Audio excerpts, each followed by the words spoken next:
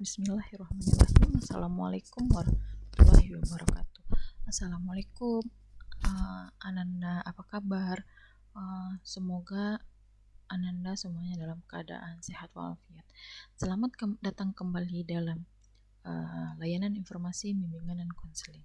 Pada kesempatan kali ini, tema yang akan Ibu berikan adalah tentang mengatasi kejenuhan dalam belajar.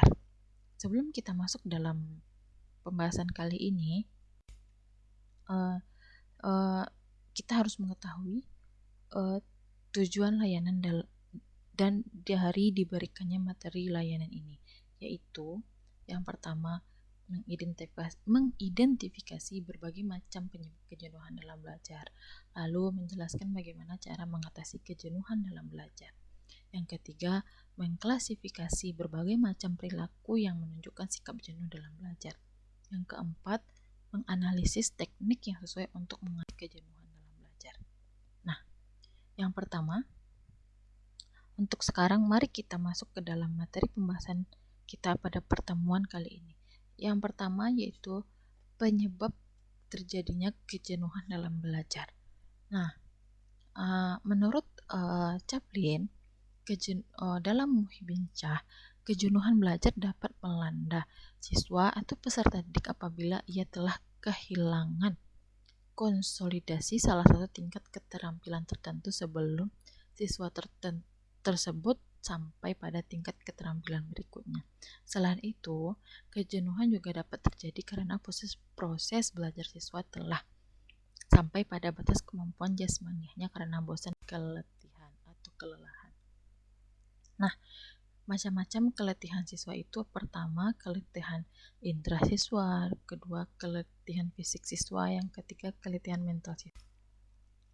Nah, faktor penyebab keletihan mental pada siswa adalah: pertama, karena kecemasan siswa terhadap dampak negatif yang ditimbulkan oleh keletihan atau kelelahan itu sendiri. Yang kedua, karena kecemasan siswa terhadap standar keberhasilan bidang studi tertentu yang dianggap terlalu tinggi, terutama ketika siswa merasa bosan dalam mempelajari bidang studi tadi. Yang ketiga, karena siswa berada di tengah-tengah situasi kompetitif yang ketat dan menuntut lebih banyak kerja intelek yang berat.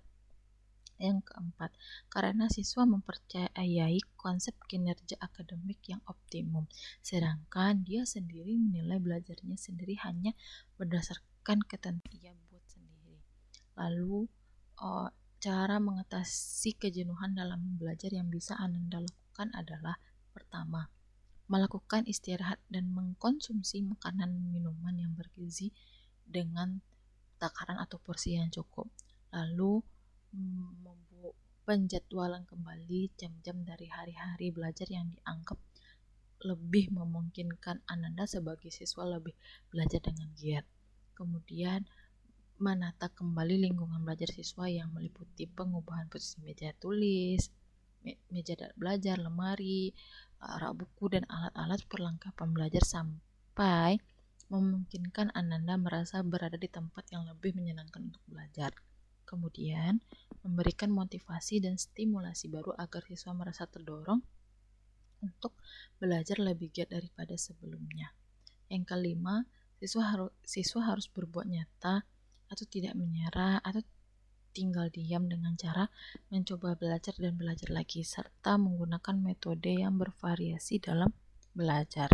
Jadi ketika Ananda jenuh dalam belajar itu, coba hal-hal baru yang bisa Ananda lakukan sehingga bersemangat lagi belajarnya. Nah, setelah materi tadi Ibu sampaikan, coba Ananda jawab beberapa pertanyaan ini. Yang pertama, apakah Ananda pernah mengalami kejenuhan belajar? Yang kedua, apa yang menyebabkan Ananda jenuh dalam belajar? Yang ketiga, bagaimana cara Ananda mengatasi kejenuhan Ananda dalam belajar? Nah, sekian materi